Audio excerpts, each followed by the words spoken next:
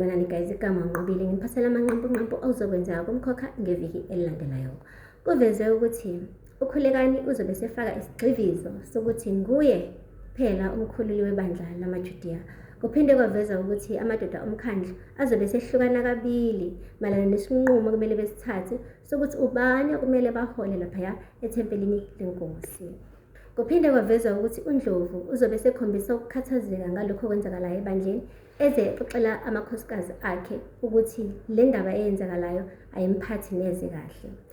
Kuphinde kwaveza ukuthi-ke indlela aziphethe ngayo uMazungu njengamanje izokwenza ukuthi uMaphalala acabange ukuthi usenesoka elisha unkosikazi wakhe.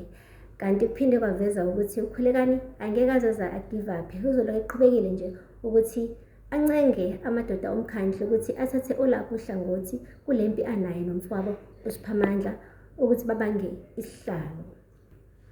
Kuphinde kwaveza ukuthi uKhulekani angeke aphela amandla, uzoloke nje enyusa izinga esefuna-ke manje wonke umuntu amkhothamele. Kuphinde kwaveza ukuthi uDifa uzobe esetshela amadoda omkhandlu ukuthi athathe isinqumo esilungile. Siyamazi-ke guys, uDifa uhlezi njalo efuna ukwenza izinto ngendlela elungile nendlela eyiqiniso. Nesiqiniseko sokuthi asoze inhlobo ahambisana nokwenziwa uKhulekani. Uyohlezi njalo esaphotha uZamcolo ngoba uyamazi ukuthi yena uhola ngeqiniso.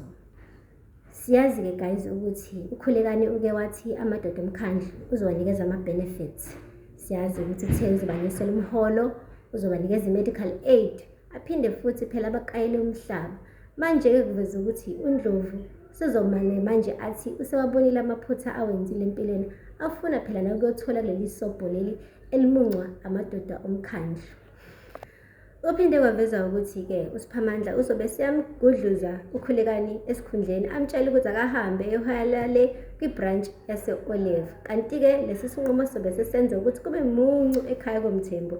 Angiphathi-ke yomakoti bazobe bengasakwazi ngisho nanokubhekana endlini ngenxa yalento eyenzakalayo phakathi kukaKhulekani noSiphamandla.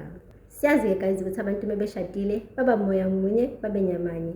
Ngakho-ke bengeke vele omakoti bezwane uma ukuthi omkhwenyana babo bayaqhuthana ngale ndlela abaqhuthana ngayo.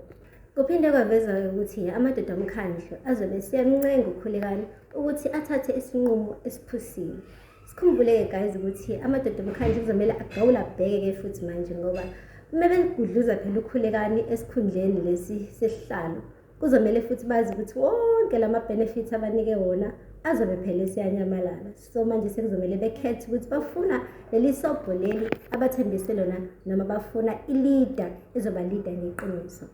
Phela lapho-ke amanqampunqampu omkhokha guys, ungakhohlwa subscribe and like and comment. Until next time, bye.